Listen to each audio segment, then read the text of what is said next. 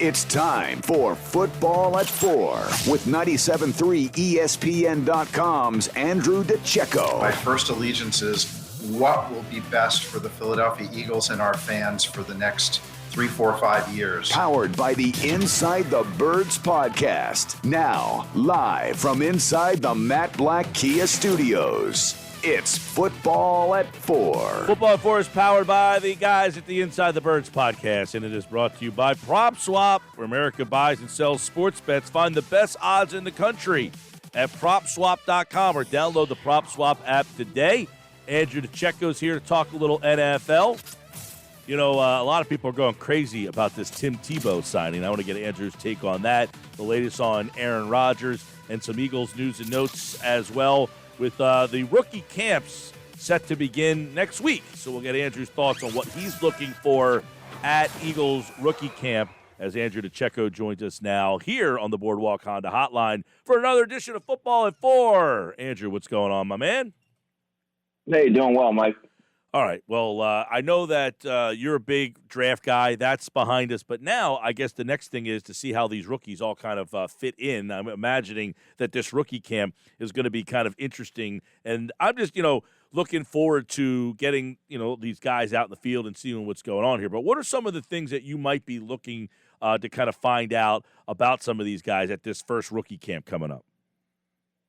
Well, I mean, it's really hard to gauge much from these rookie mini camps. These guys are just more so getting acclimated, getting adjusted to the speed of the NFL, learning the playbook, getting acquainted with their coaching staff and things of that nature. But I mean, if you're going to take anything away, you kind of want to see, you want to see how Devontae Smith runs routes against, and how proficient he is in route running. You want to see the burst from a Milton Williams.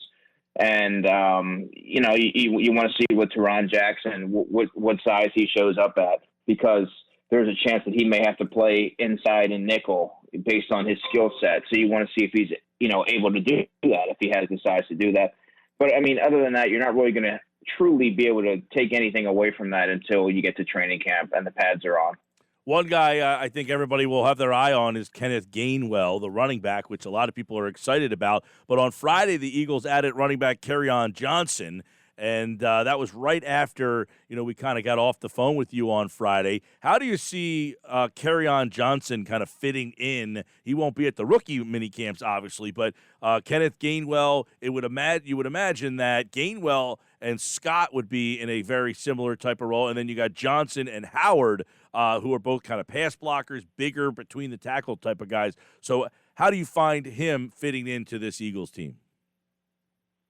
Well, first he has to make the roster, right? I mean, that's far from guaranteed, but I mean, he ideally would be a third down, a nice fit in third down. He's tremendous in pass protection, catches the ball well.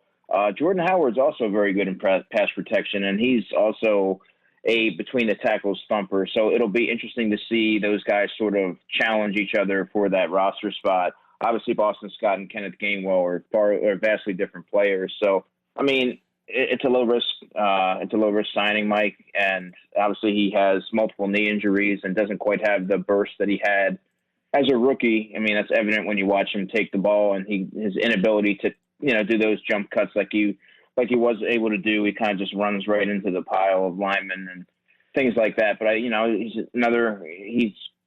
it's a new system, and maybe he'll be rejuvenated here. I mean, he's only 23 years old, so there's a lot to be encouraged with. I mean, he does have some tools, and he's not going to be asked to carry the lion's share of the load. So we'll see what happens. Yeah, there's definitely an interesting I think that running back, as you said, he has to make the team, but they definitely have added competition.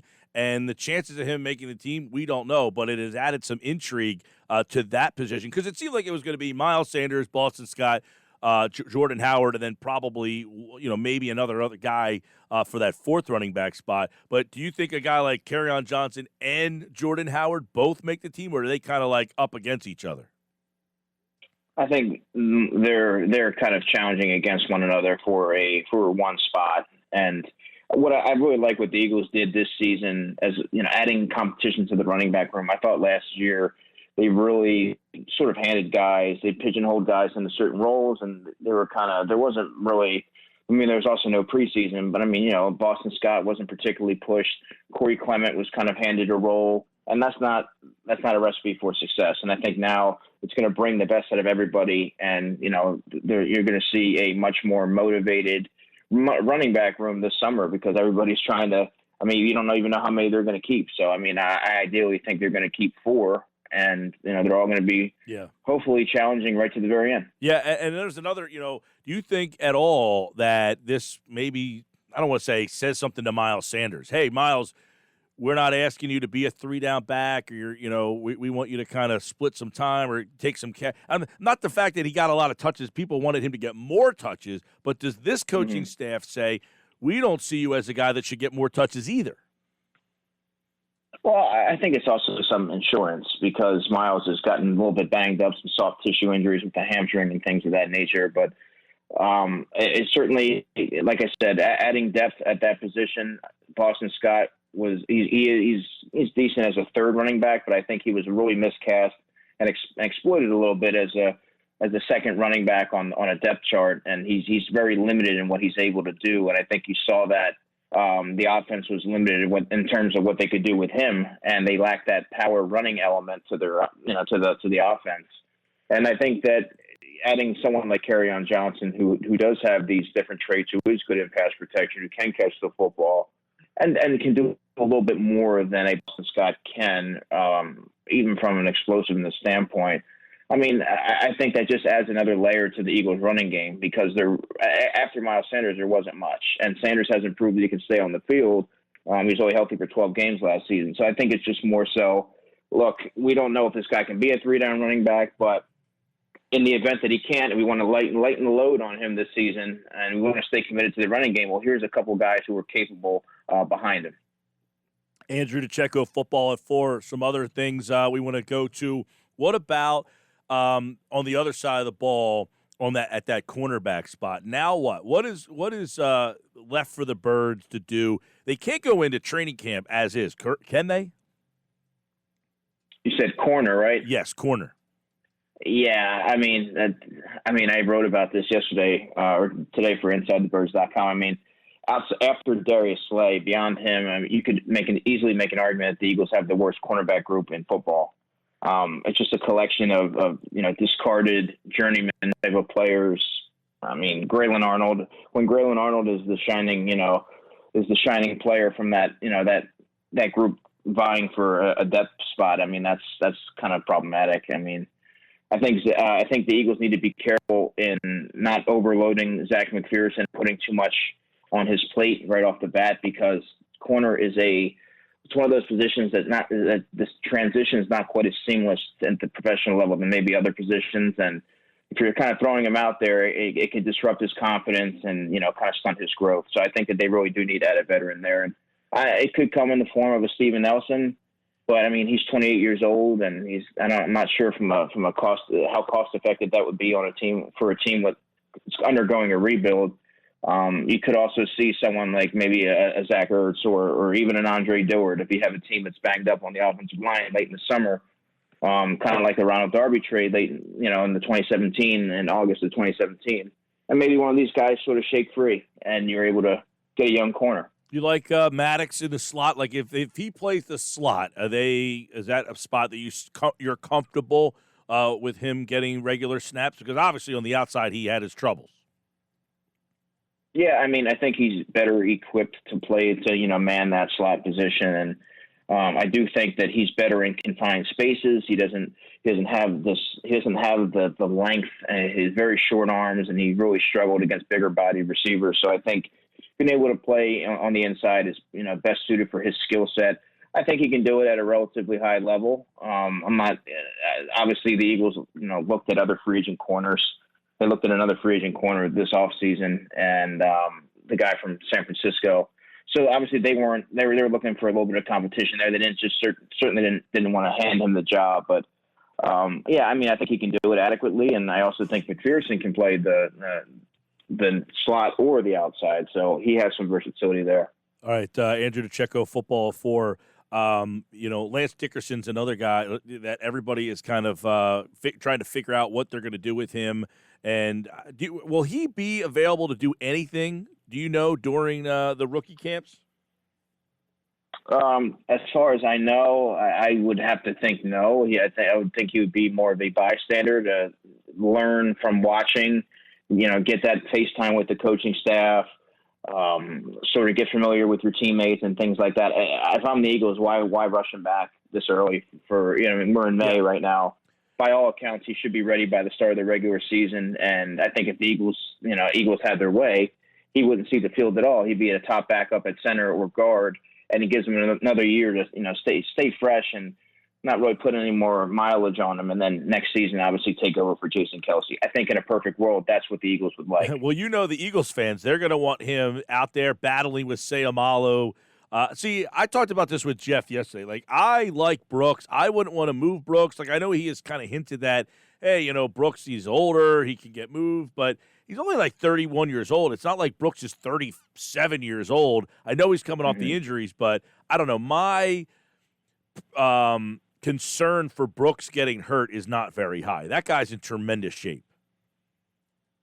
Yeah, I mean, and last we saw of him, he was still playing at a high level, and his recovery is, incredible. He's in great shape, as you mentioned, and he's one of the top guards in football when healthy, right? I mean, I think there's no denying that. And I think if there is a player that's in jeopardy, it would be Isaac Sayamalu for being unseated, because Jason Kelsey's a tough guy. He doesn't really miss a whole lot of time. So I think that if there is someone that's going to be replaced due to, poor performance, it would be Isaac Sayamalu. But like I said, I think if the Eagles had their way, they're going to keep the incumbents in place this season, and then next season, kind of turn it over to Dickerson. How are you one of the big things I'm looking forward to, I know this is a little bit off, but, these are the kind of things that I get excited for and kind of what everybody's looking for, is that Dillard versus Mailata battle at left tackle. And how, do you kind of handicap that and see as the favorite in that spot? No, I think you're spot on. I think that's one of the more intriguing camp battles, and something that bears watching. It's going to be something that you're going to be hearing about for the duration of the summer, and I think it's going to go all the way to the end. But I think Dillard's going to be given every opportunity, Mike, honestly, because of his pedigree.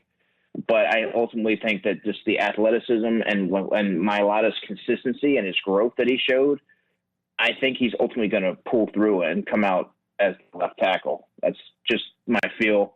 And it wouldn't surprise me if, because you have Jack Driscoll there, it wouldn't surprise me if the teams are inquiring about Dillard late in the summer, because, how teams there's always an offensive line shortage around the NFL. And maybe a team has a good, a cornerback prospect that the Eagles like, or a young corner that they could throw on the outside there and develop. He might be a guy that they dangle out there in a trade.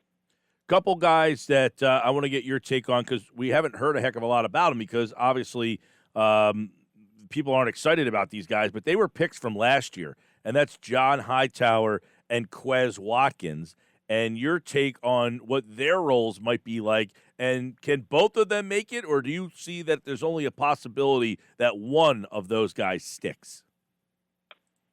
Well, first off, I think both of those guys have a chance, but I mean, I think Quez Watkins has more of an inside track than John Hightower, because let's not forget that John Hightower, when he came into the NFL, he was more of a raw prospect that had speed. I mean, I saw him at the East West Shrine Bowl, ran great routes, had no problem getting open, but his hands failed him on multiple occasions. I mean, and I think when the Eagles saw him, they wanted to stretch the field with him. I think Quez Watkins needed more nurturing, more time to kind of get acclimated and adjusted to the NFL. And I think what happened with Hightower was he was kind of overburdened and thrown into the deep end when he wasn't really prepared for that. And I think that, he showed a lack of spatial awareness and inability to track the football. And I think that it kind of played into his, he started to see a lack of confidence. The Eagles really didn't get creative in how they tried to get him the football. They didn't use him on any short to intermediate routes. It was more just the deep routes. And I think you saw a lack of confidence, and you also saw a late season emergence in Quez Watkins. And now I think John Hightower just didn't have a role. So let's not forget, John Hightower's 25 years old. He's not exactly young for a second-year player. And Quez Watkins, I believe, is 22 or 23 years old. Right. So, and I think he has a little bit more of an intriguing skill set. He's more explosive. He can punt. He could return punts. You saw that play. I believe it was against Dallas, if I'm not mistaken. His ability in the open field to make guys miss and be a home run type of player. He could easily challenge Greg Ward in the slot this summer. I think he has the build and the skill set for that. I just think he brings a lot more to the table from a skill set perspective.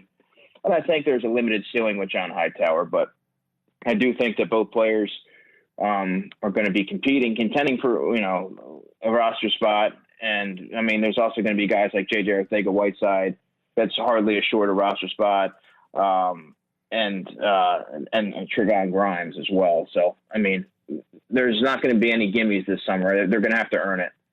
Andrew DiCecco, Football at 4. All right, let's take a look at some NFL notes that are happening out there, as we will start to do as the offseason is officially here. We will continue to look at the Eagles' storylines each day, but some NFL stuff. How about Tim Tebow and that whole situation going on in Jacksonville? There are people that have it seems like there's a divide even inside Jacksonville's own locker room about this Tebow arrival.